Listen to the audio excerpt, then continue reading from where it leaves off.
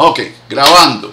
Así que vamos a veces pasa que cuando ustedes abren una imagen los colores están difusos, ustedes cambian de temporalidad y ya vuelve a restablecerse los colores. Ok. Ayer hablamos de ella y hay algo que quedó claro donde ella iba a estar funcionando hoy. Así que vamos a buscar el resumen de DJ30. Les puse un trabajo sobre las personas que están haciendo actividad en las redes para vender cursos y programas y recomendaciones a estas casas de subastas de token, que yo todos los días recibo una solicitud para promover eso con ustedes y yo nunca lo he aceptado. Hoy este cuesta también 19 minutos, hay que echárselo porque esto es el resumen de todo y voy a tratar de controlarla a ella que no se ceda de 10 minutos, pero tenemos que revisarlo. Bienvenidas y bienvenidos a esta nueva exploración.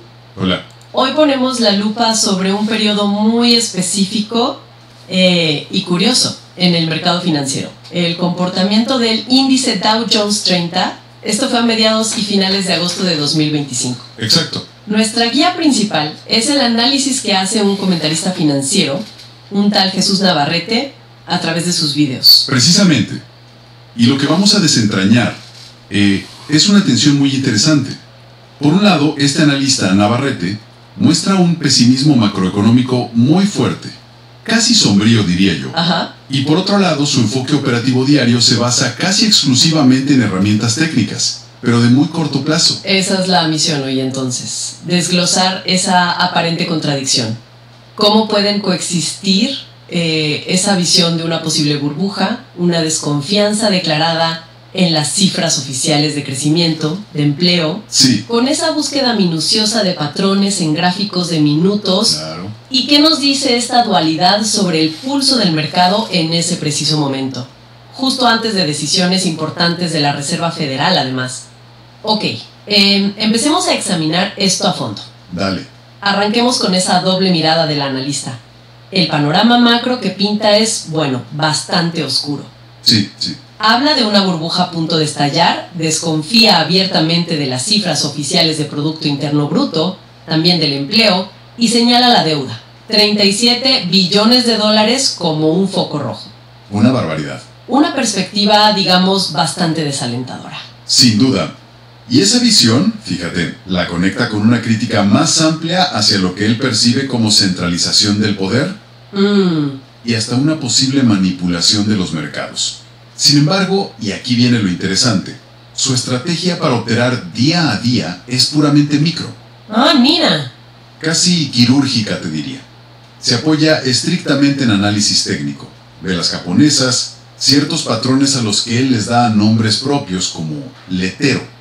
Letero, no lo conozco. Bueno, la fuente no detalla la forma exacta de este patrón, pero así lo llama. También usa la lápida inteligente EA3, indicadores como las bandas de Bollinger. Los clásicos.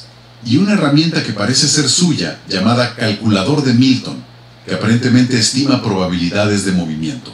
Vaya. Su objetivo es la ganancia rápida y afirma operar, y esto es textual, sin interés patriótico, o sea, enfocado solo en el resultado inmediato. ¡Qué curioso! Incluso, si no recuerdo mal, menciona algo que llama la tragedia del trader, ¿no? Exacto. Se refiere a esa tendencia, bueno, tan humana, de cortar las ganancias muy pronto por miedo, Ajá. pero dejar que las pérdidas se acumulen. Exactamente. Describe la clásica aversión a la pérdida y afirma que él la combate con una disciplina férrea. Disciplina. Y reglas muy estrictas, mencionando incluso un límite del 99% para tratar de eliminar la carga emocional de las decisiones. Un límite del 99%. $99. No especifica exactamente a qué se aplica ese 99%, pero lo menciona como parte de su método para eliminar la emoción. $99. ¿Ves? Para intentar domar la psicología inherente al trading. Entiendo. Lo que resulta fascinante es cómo esta disciplina micro tan rigurosa puede convivir con una visión macro tan pesimista y en cierto modo caótica. Claro, es un contraste fuerte. Y esa disciplina se puso a prueba de forma particular durante una semana concreta, ¿no? A mediados de agosto de 2025. Uf, sí. Una semana que el propio analista calificó de anómala. Muy anómala. Los eventos de esa semana parecen desafiar las expectativas. Por ejemplo, el miércoles 13 de agosto, el analista esperaba una caída basándose en sus indicadores, pero el mercado, pues, nada. ¿Qué pasó? Terminó subiendo. Luego el viernes 15, a pesar de publicarse datos económicos que él consideró muy negativos, Ajá. y cuando esperaba una fuerte caída, resulta que el mercado abrió marcando un récord histórico. Increíble. Para luego sí desplomarse durante la jornada. Un movimiento bastante errático que él describió con una palabra fuerte. Kamikaze. Kamikaze, vaya manera de describirlo. Pero quizá lo más llamativo de esa semana fue la secuencia de cierres diarios. Ah, eso fue tremendo. 5 días consecutivos, de miércoles al lunes, cerrando prácticamente en el mismo nivel. El rango fue mínimo. Mínimo, sí. Los cierres se movieron entre 44.990 y 44.946 puntos. Si calculamos el promedio de esos 5 días, da 44.922 puntos. ¡Qué precisión! El propio analista lo calificó de muy simétrico, casi como si fuera artificial. Le generaba incredulidad. Claro. Y el lunes 19, aunque durante el día el índice llegó a tocar otro máximo intradiario, el cierre final fue negativo. Ah, ahí cambió algo. Un poquito. Lo cual él interpretó como una señal de debilidad, una grieta en esa calma tan extraña. Entonces llegamos al martes 20 de agosto y ahí las propias herramientas del analista parecieron entrar en conflicto, ¿verdad? Aquí la tensión entre sus métodos se hace más evidente. Efectivamente, se encontró con señales contradictorias. Por un lado, su patrón latero, analizado en gráficos de 15 minutos, le indicaba una apertura bajista.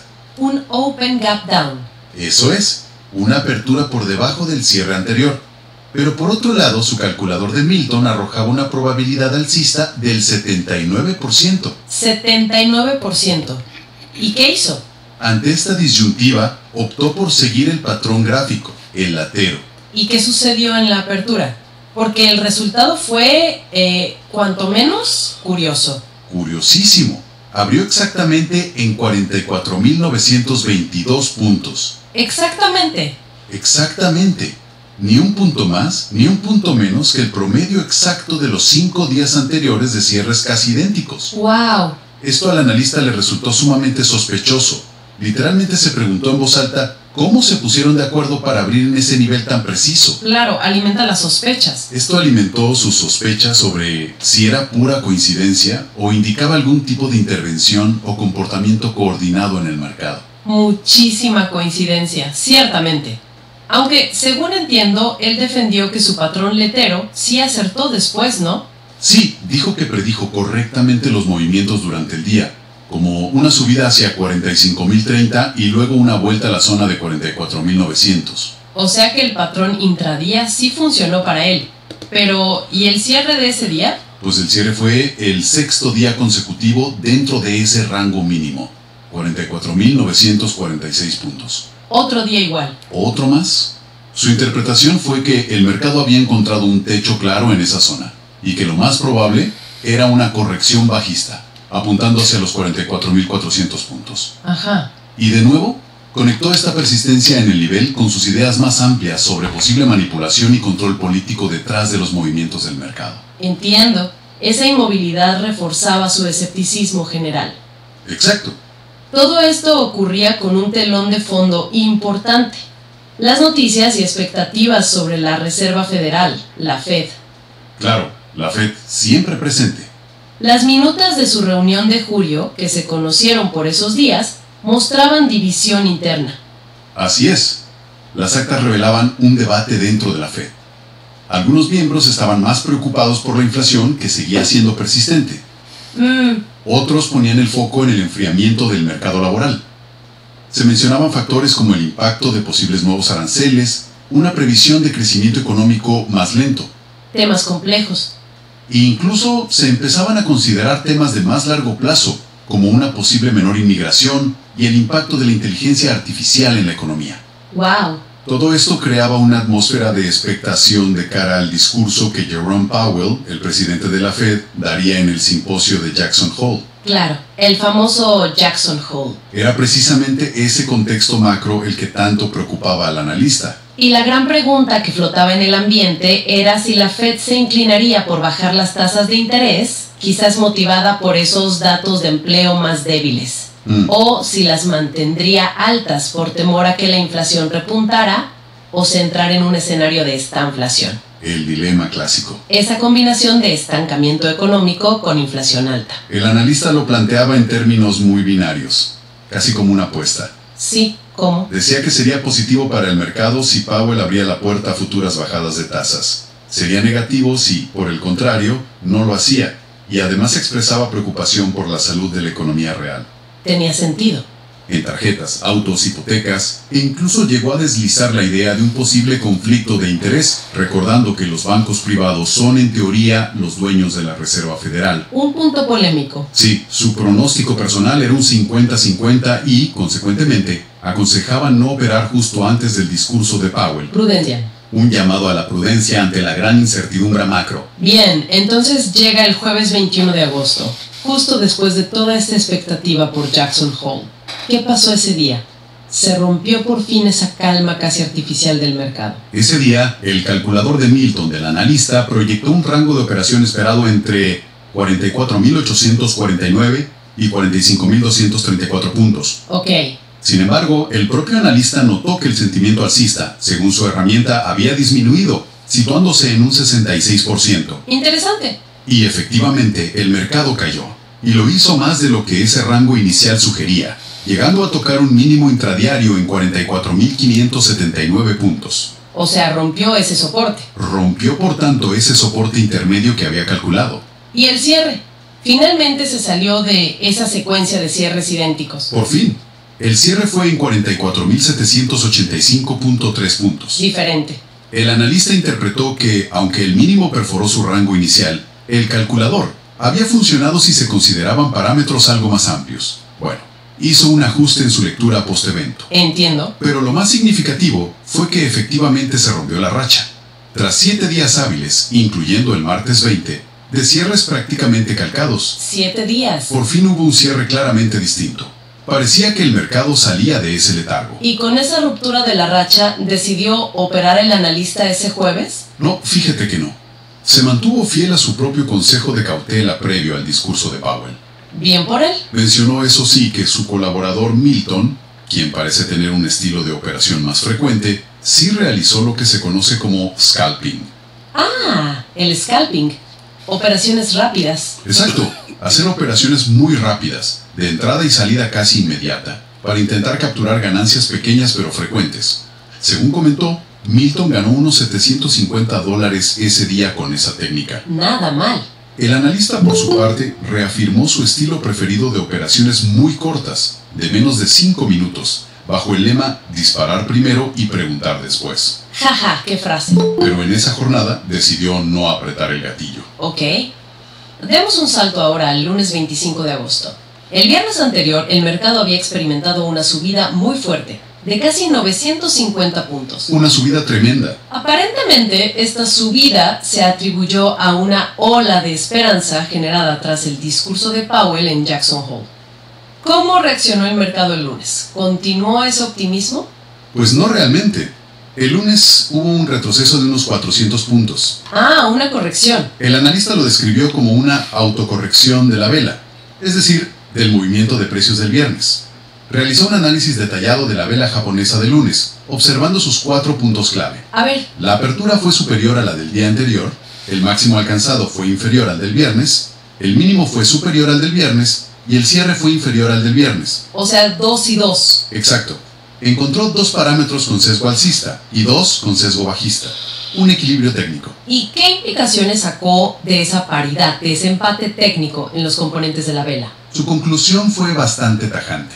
Para él, esa igualdad de fuerzas era una señal de que el impulso alcista de corto plazo se había agotado. Se acabó. Usó la expresión "se murió para mí", para referirse a ese movimiento alcista. Basándose en esto, predijo que la vela del martes 26 sería negativa. Directo. Curiosamente, consideró la vela del propio lunes como una falsa negativa, porque aunque cerró en rojo, o sea, bajista, lo hizo muy cerca del mínimo del día, apenas unos puntos por encima. Entiendo la lógica. Su lectura era que el mercado ya no tenía fuerza para seguir subiendo en el corto plazo. Y en ese análisis del lunes 25, volvió a conectar la situación técnica puntual con sus preocupaciones macroeconómicas más generales, ¿no es así? Totalmente. Regresó a esa visión más amplia. Volvió a plantear sus temores de fondo. Mencionó la posibilidad de que se anunciara de forma inminente una recesión económica. Usando la palabra gallinero para describir el caos que, en su opinión, tal anuncio provocaría. ¿Gallinero? ¿Qué término? Argumentó que la fuerte subida del viernes anterior no se basaba en hechos concretos, sino en meras esperanzas sobre futuras acciones de la Fed. Esperanza versus realidad. Como posibles recortes de tasas en septiembre, pero advirtió que los datos económicos subyacentes podrían empeorar antes de que eso ocurriera. Y de nuevo, reiteró su visión crítica sobre el entorno político. Sí. Mencionando factores como las demandas de Donald Trump o ciertos decretos presidenciales como elementos que añadían caos e inestabilidad. Mucha incertidumbre. Y que, según él, acabarían impactando negativamente en los mercados. Seguía viendo el nivel alcanzado por el Dow Jones como un exceso extraordinario, muy vulnerable a una venta masiva, lo que llamó una caída en cadena. Preocupante. En ese contexto, también mencionó cómo utiliza la inteligencia artificial en su proceso de análisis. Eso añade una capa tecnológica a su metodología. Correcto. Explicó que emplea varias plataformas de inteligencia artificial.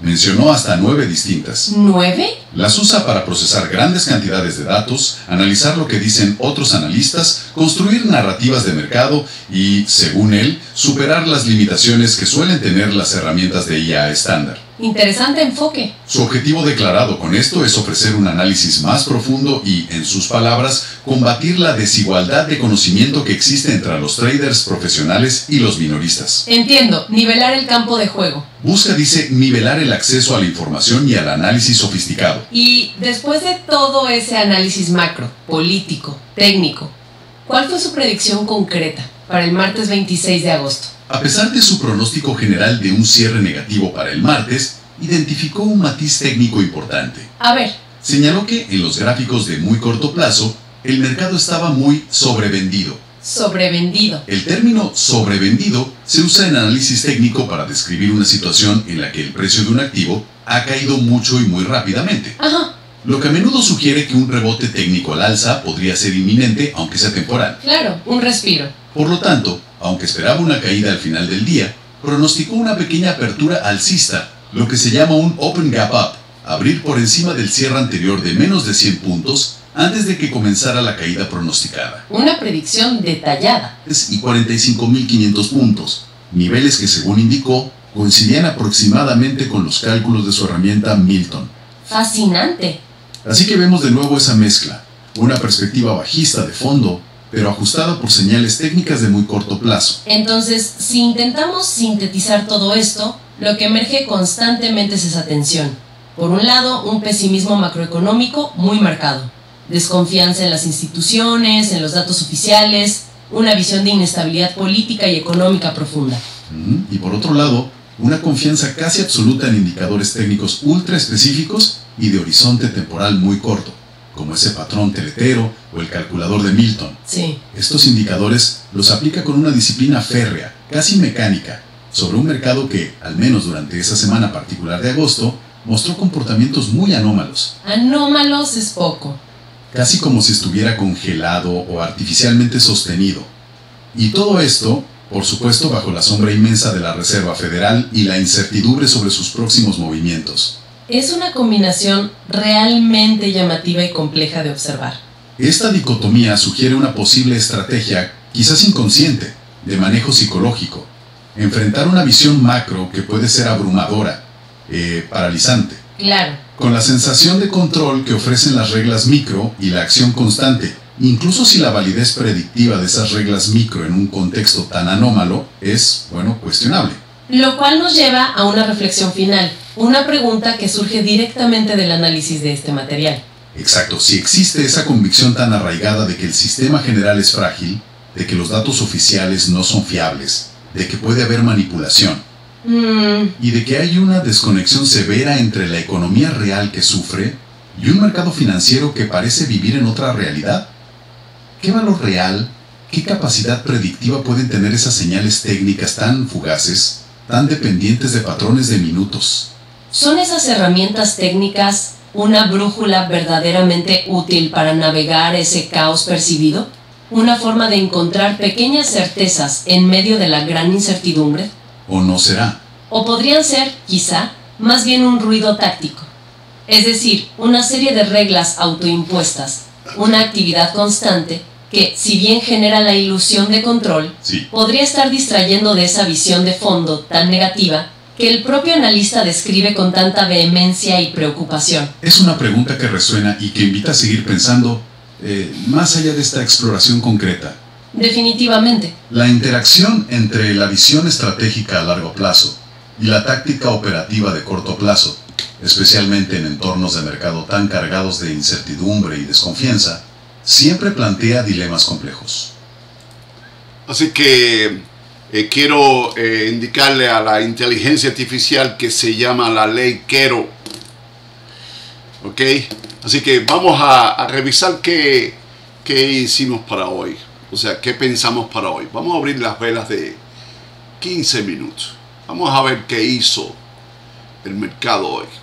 Porque estamos en esta dinámica. Esta caída enorme que produjo ayer y que hoy habíamos hablado de que tenía que quedar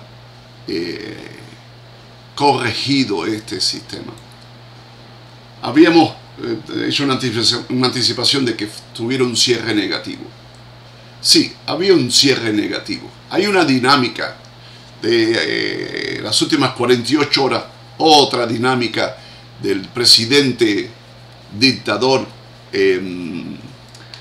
no sé cómo se pronuncia la palabra, el nombre en coreano, creo que se pronuncia Donald Trump, sí, porque tenemos una divergencia aquí enorme.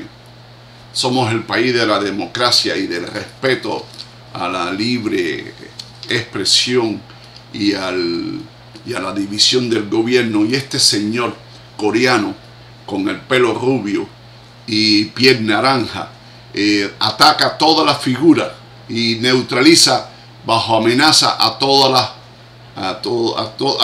estos oficiales federales, y hoy y ayer ha emprendido con este jefa de uno de los bancos, o sea, la Reserva Federal son 12 bancos, cada banco tiene un gobernador, y hoy la emprendió contra un gobernador. Ayer igual. Y bueno, dejó pasar y el mercado pasó por alto, o sea, evaluó, está aflojando la presión sobre esta persona, y según los analistas, el resultado final del mercado este resultado positivo se debe a que el presidente coreano, el dictador coreano que se llama Donald Trump, le quitó un poco de presión a la Reserva Federal. Y esta es la última nota de las 5 de la tarde, 5:10, y dice muy claramente algo. Voy a traducirlo en español. ¿Por qué el desafío de Trump a la independencia de la Reserva Federal puede convertir al oro en un refugio seguro preferido para los inversores?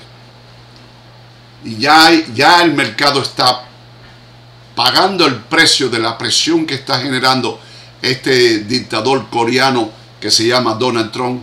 Ya está pagando mucho, genera mucha inestabilidad. No sé cuál va a ser el desenlace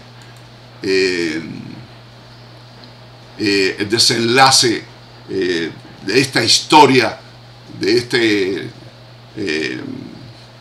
nuevo modelo de llevar la democracia americana con un fuerte sentimiento del dictador.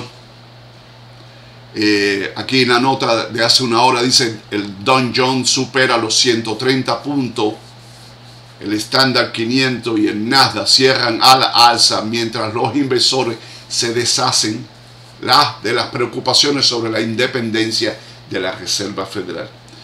Y yo quiero tratar de discernir en esta basura que nos está ofreciendo el presidente coreano. Yo quiero discernir en esta basura si es algo intencional para que los mercados tengan estas caídas y estos pullbacks, para que su grupo de asociados puedan disfrutar de una dinámica casi controlada. Voy a empezar a hablar feo sobre esta gobernadora, Lisa Cook.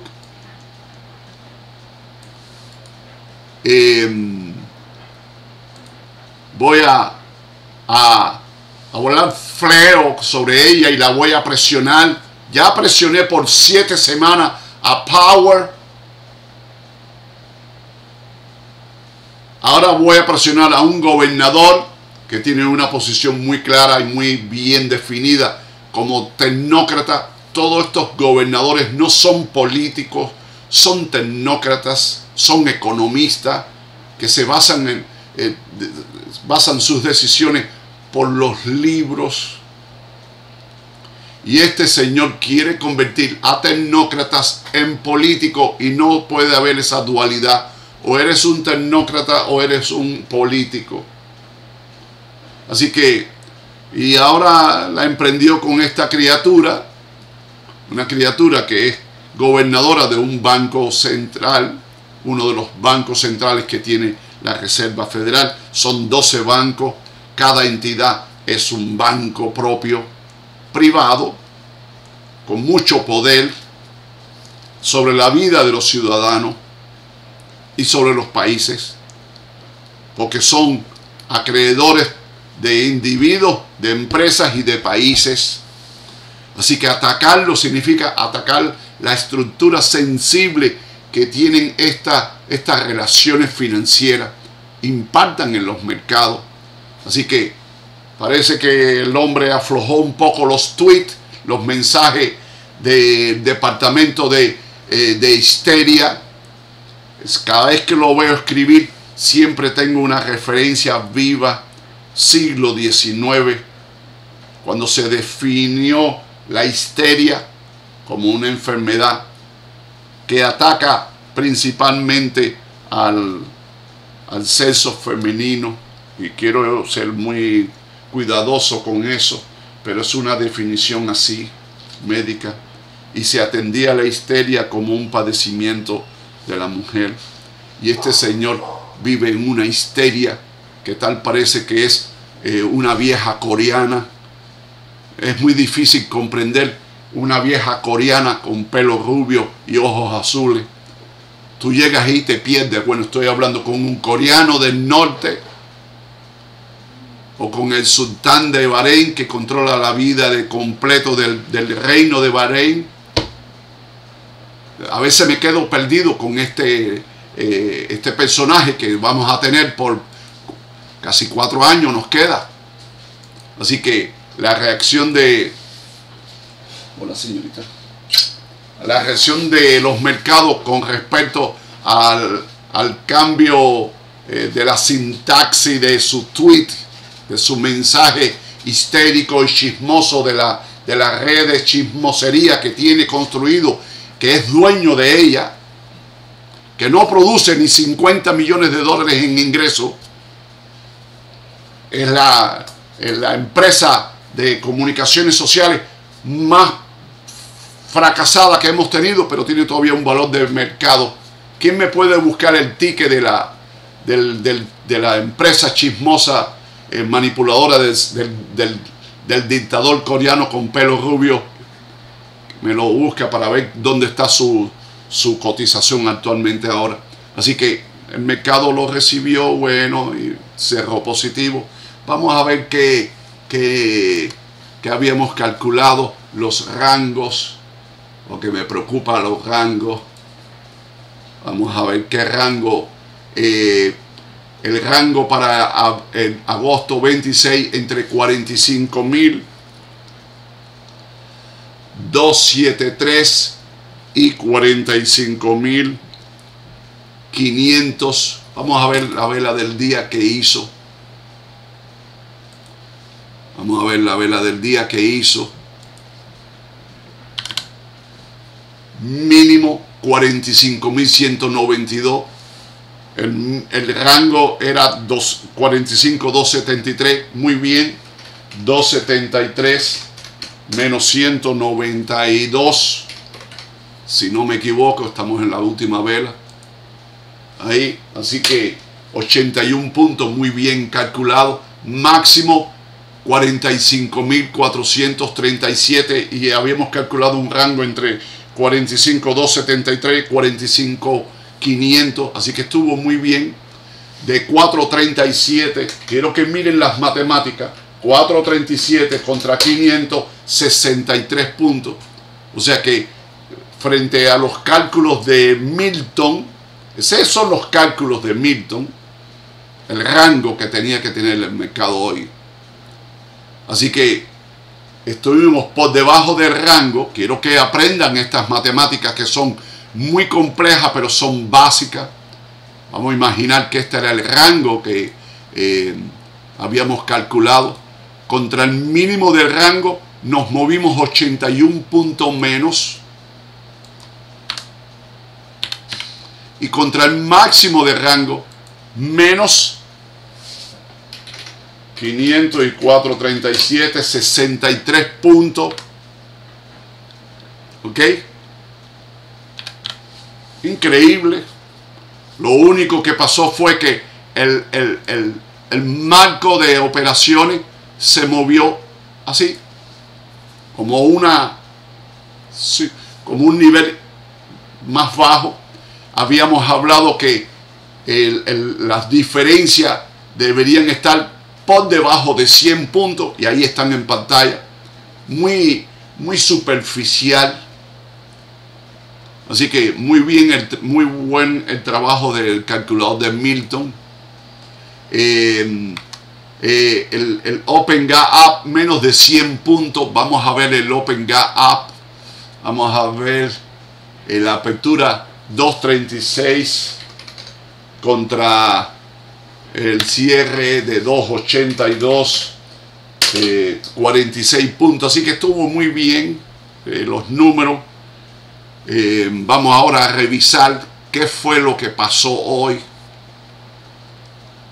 y cómo se llama la vela que tenemos hoy, señores. Agosto 26. ¿Cómo se llama? ¿Cómo se llama esa vela? ¿Cómo se identifica la vela de agosto 26? ¿Cómo se identifica? Ayúdeme, Milton Pereira. ¿Cómo es? Una marugosa positiva. No estoy hablando del tipo de vela. ¿Cómo se identifica la vela de hoy? Porque para identificar lo que es ella, tengo que mirar la anterior.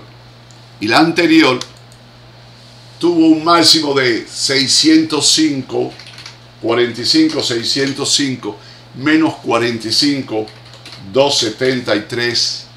¿Ok? Vamos a volver a sacar que me equivoqué aquí. 605 y 45, 273 entre 2. El nivel de autocorrección. El nivel de autocorrección de ayer, de agosto 25, está en 45.439. Y el máximo de hoy fue 45.437. O sea que esto es una vela que hizo una corrección perfecta. Prácticamente 2 puntos en un índice que tiene 45.418 puntos cerrando. Así que el mercado hizo hoy una autocorrección contra la vela anterior. ¿Ok? y rechazó la autocorrección de la vela de ayer. ¿Qué significa? Que se mantuvo por debajo del máximo perfecto construido agosto 25. El máximo perfecto de agosto 25 es 45.439 y cerró a 45.418 con un máximo de 437, 2 puntos. Significa que el cierre de hoy está por debajo del nivel de resistencia que nos guía la vela previa. ¿Ok? Significa que me está diciendo que el cierre de hoy, ¿cómo se llama?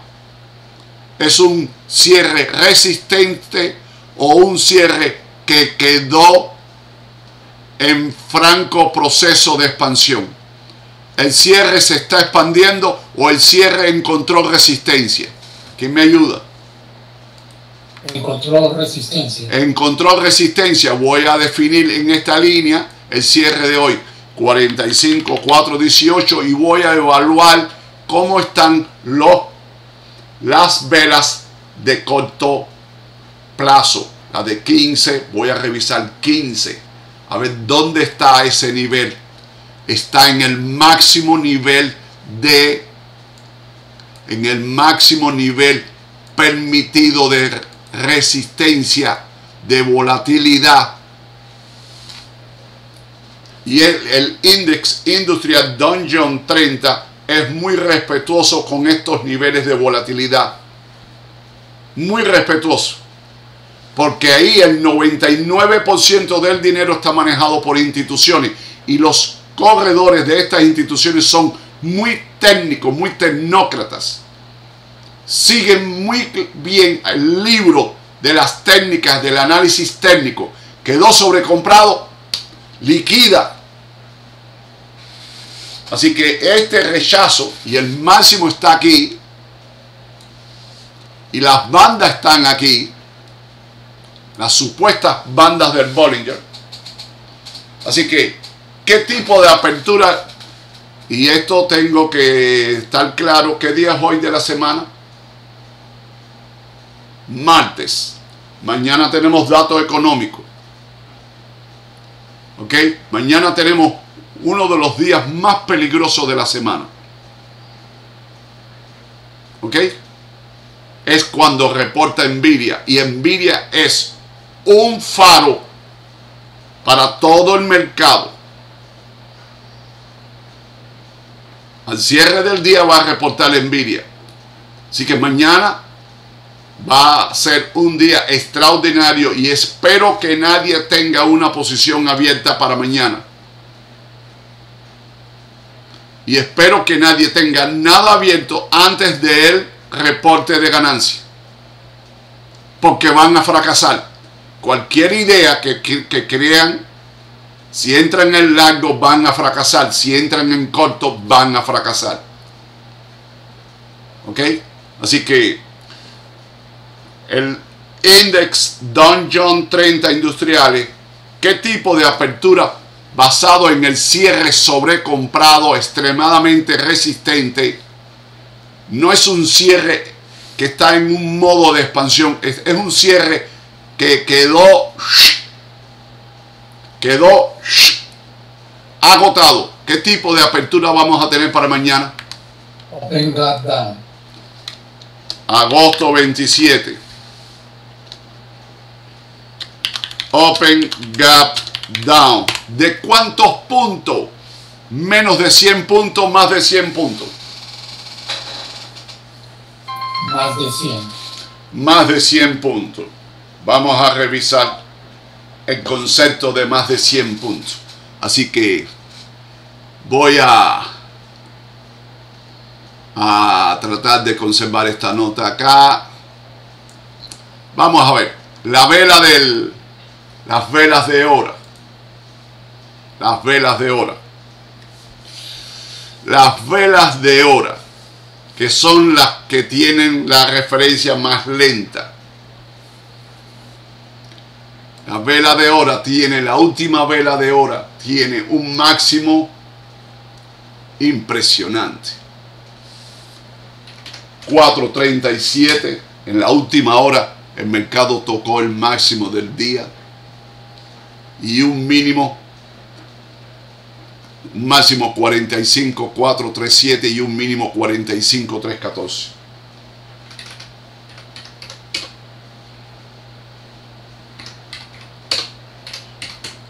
Significa que tengo 45.375 como autocorrección de la última vela. 45.375. ¿Ok? 375 es por ahora ese nivel es ahí. Vamos a buscarlo, vamos a arreglarlo. 45.375. Ese es mi mínimo perfecto. Sé que esa vela tiene que quedar corregida mañana. Esa vela va a quedar corregida mañana. Y de 4.18 a 3.75 tengo 43 puntos y me estás calculando más de 100 puntos.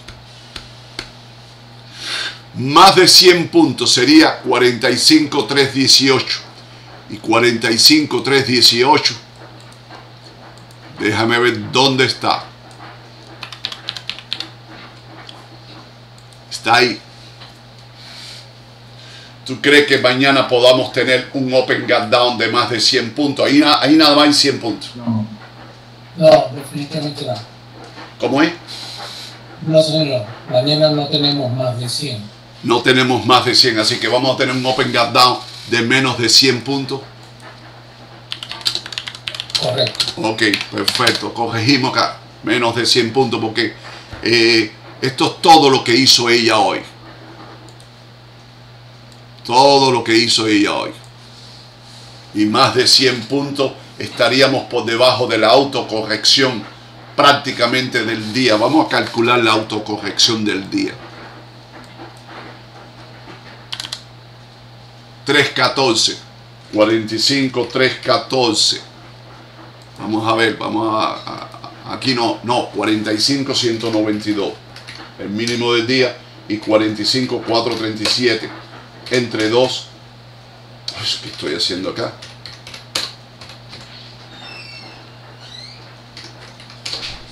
Apágame, ciérrame esa puerta, amor mío. 45.314 es la autocorrección de todo el día. De todo el día. Pero no puedo pensar que podamos corregir mañana la vela de acá. No lo puedo ver. No lo veo viable. Hay varios factores en velas ahí de hora. Hay varios factores que no veo una autocorrección por debajo de 3.14. Hay varios factores. ¿Alguien me puede ayudar en los factores? Vamos a buscar la otra. ¿Alguien me puede ayudar en los factores? ¿Por qué no veo?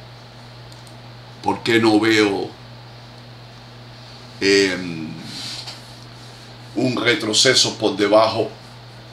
Mañana voy a escribirlo. Agosto 27. El mínimo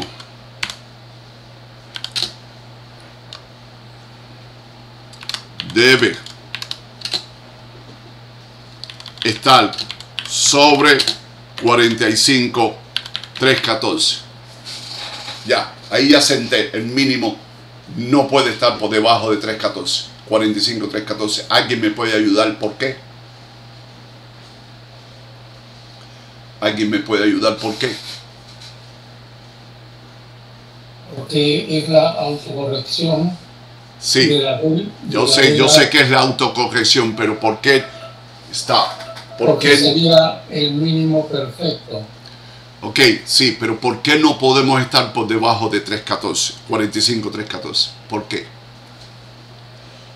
Estoy viendo ahora, no promedio, estoy mirando la acción en el precio y tengo dos características.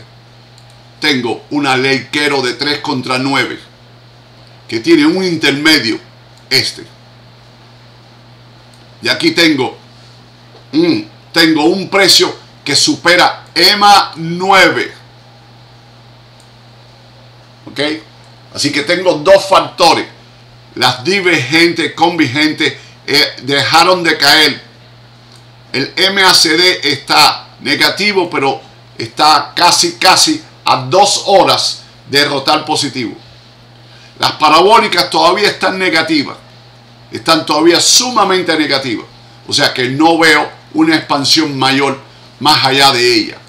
Las parabólicas dicen que es 45.627. No veo manera de que no veo manera, mucho menos, o sea, no veo posibilidad, ni aunque el dictador coreano Trumpolandia diga algo favorable, no veo manera de que lleguemos otra vez a 600.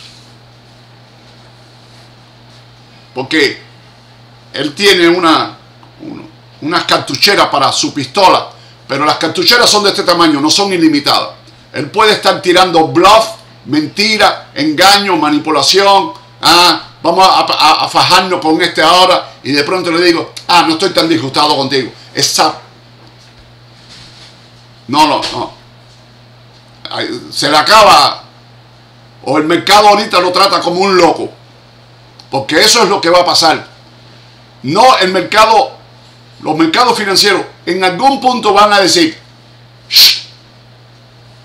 vamos a acabar con este tipo y vamos a hacer lo que nosotros sabemos hacer mucho mejor que lo que el coreano está tratando de hacer con nosotros.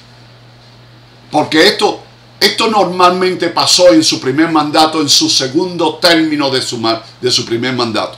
Pero este hombre está montado en este caballo como cowboy desde el primer día. En algún momento los mercados van a decir, vamos a terminar con este hombre.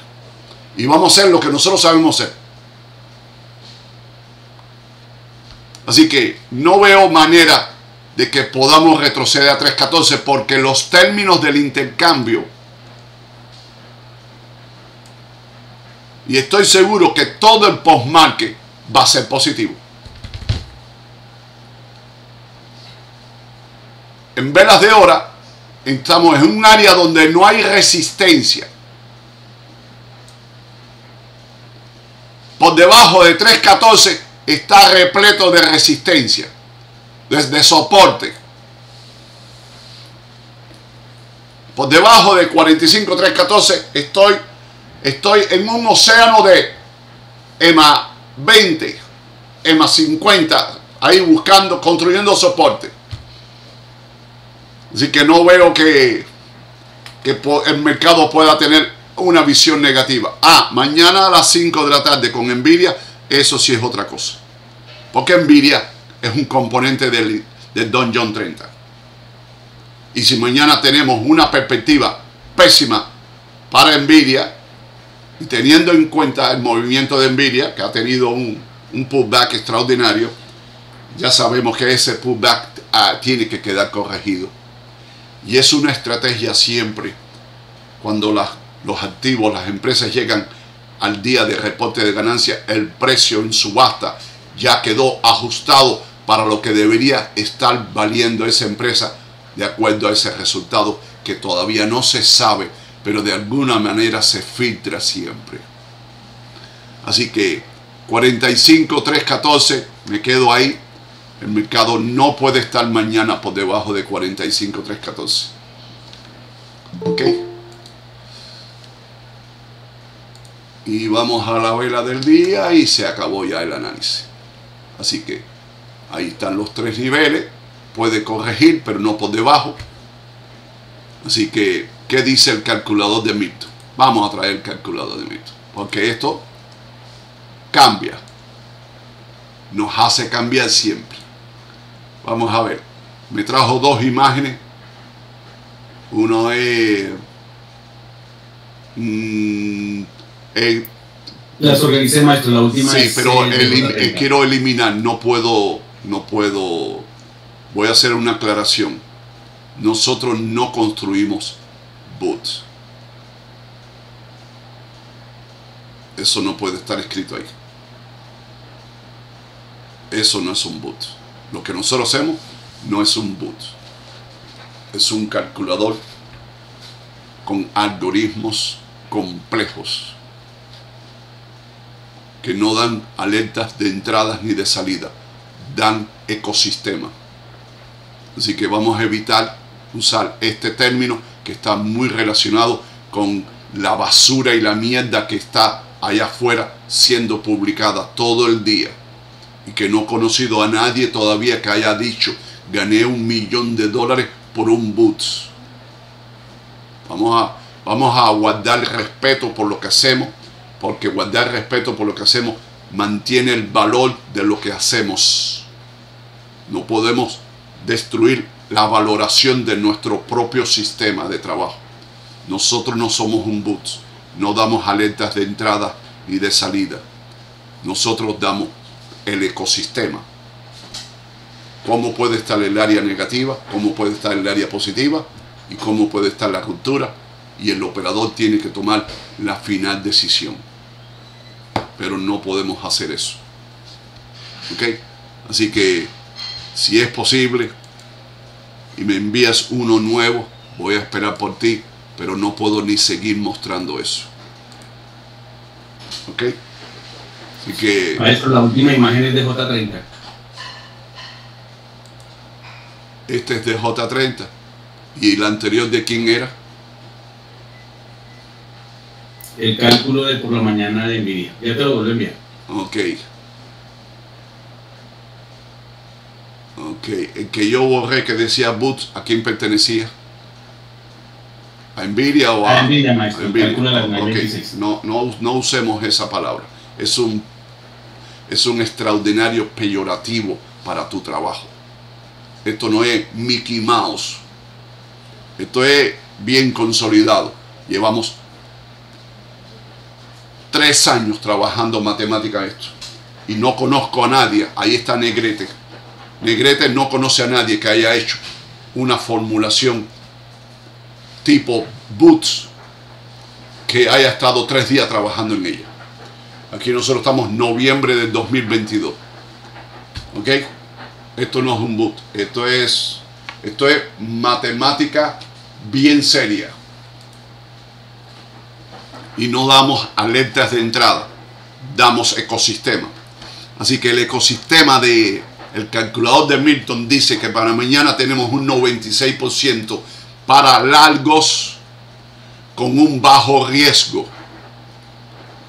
Y quiero que entiendan qué significa que el calculador de Milton diga bajo riesgo.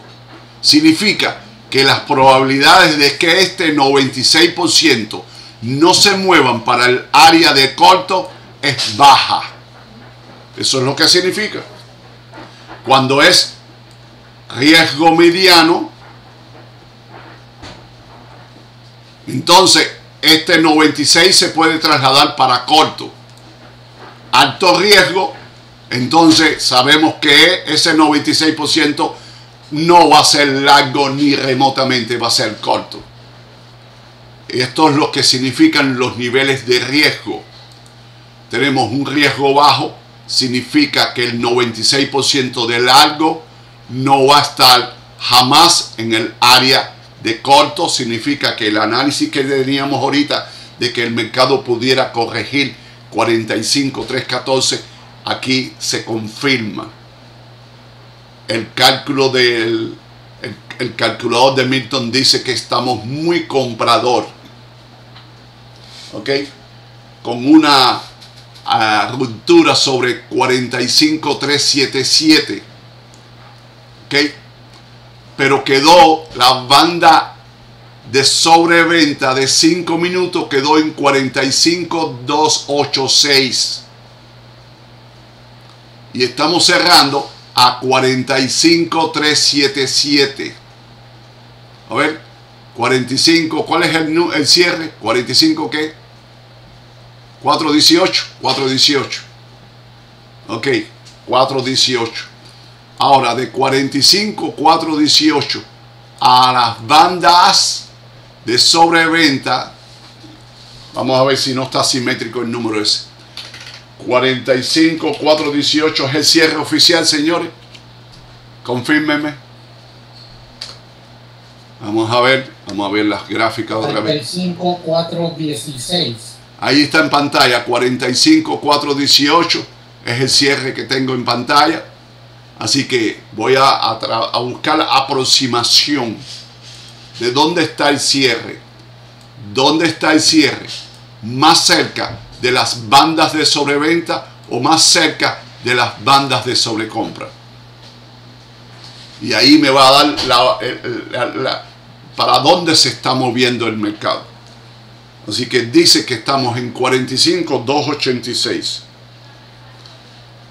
Oficialmente las bandas de sobreventa. Y cerró 45,418. Estamos a 132 puntos de estar sobrevendido. Pero sobre el nivel de sobrecompra que cerró 45,409, estamos ahora sobre ella.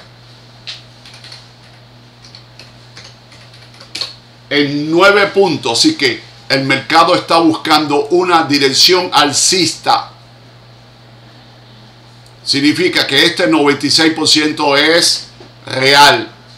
Y nuestra visión de que no podemos retroceder a 45,314 se confirma por tercera vez. ¿Ok? Así que los rangos calculados por Milton van a estar entre su máximo intermedio de 45,529. 29, que es su máximo intermedio. La exposición que tiene el mercado tiene 96% para llegar a 45,529. No para llegar a 45,681, que es su máximo extraordinario. ¿Ok? Ahora, ¿cuál va a ser el rango mínimo? Vamos a ver el rango mínimo. ¿Cómo lo podemos calcular?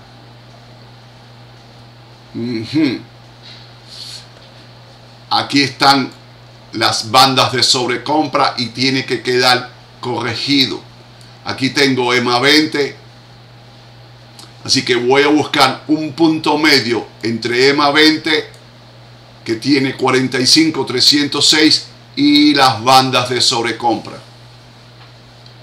45,306, 45,409. Entre 2, 45,357. Así que el rango para mañana va a estar 45,350 y 45,530 aproximadamente. Y lo vamos a definir así. Y se acabó. 45, el rango de agosto 27. 45, 350 y 45,530. Ahí está. ¿Ok? ¿Alguien está en desacuerdo con eso? ¿Alguien está en desacuerdo? Así que moviendo la herramienta de rangos dinámicos, todavía estamos en esos niveles, en el máximo, entre el máximo de 45,757 y el mínimo de 44,952. Llevamos 3 días que el mercado se está moviendo en ese macro rango. ¿Ok? En ese macro rango. Ahora, ¿hay alguna evaluación para lo que estamos viendo en pantalla? ¿Hay alguna evaluación? Porque tengo máximos inferiores en los últimos 2 días y mínimos superiores en los últimos 2 días. ¿Hay alguna idea que podamos construir un triángulo simétrico ahí? ¿O esperamos un día más? Vamos, Pereira, ¿esperamos un día más o podemos decir que ya tenemos un triángulo simétrico? Yo esperaría un día más. Ok, vamos a esperar un día más. Porque Nvidia puede cambiar todo. ¿No? Sí, Nvidia mañana puede cambiarlo todo y mover el Dow Jones 30 industrial. Vamos a ponerle el color correcto. Ahí. Nvidia puede hacer eso. Mover negativamente ese triángulo simétrico que tenemos casi ahí formado. Así que si los números están mal. Veo mucha histeria por parte del CEO de Nvidia, como nunca lo he visto en los últimos 5 años, tratando de negociar con China los H20, donde China está considerando que es un tema ya de seguridad para ellos, un componente electrónico que se le negó por mucho tiempo y ahora le dijeron sí, vamos a vendérselo. ¿Qué me estás vendiendo? ¿Un troyano? Así que, y Nvidia en las últimas horas hace un comentario que por qué no le vendemos a China el producto principal de Nvidia. Significa que él está queriendo mostrar, está tomando una acción para mostrar una voluntad decente, real. No hay una trampa en el H20. Te voy a vender el más grande, el más costoso, el más salvaje. Que tenemos una clase, o sea, tenemos un video explicando esa tecnología. Así que, ¿alguna pregunta, colega? ¿Alguna pregunta? ¿Alguna pregunta para el índice, para el Dow Jones 30? Que quiero que entiendan. No estamos revisando el Dow Jones 30 como algo, porque lo estamos revisando porque esta es la matriz para todo el resto del mercado. Si aquí va bien, todo el mercado va bien. Si aquí va mal, todo el mercado va mal. Si aquí estamos en duda, simétrico, todo el mercado está así. Ok, esto es una guía. Aquí es donde primero se reflejan las cosas buenas y las cosas malas. Ok, y apagamos.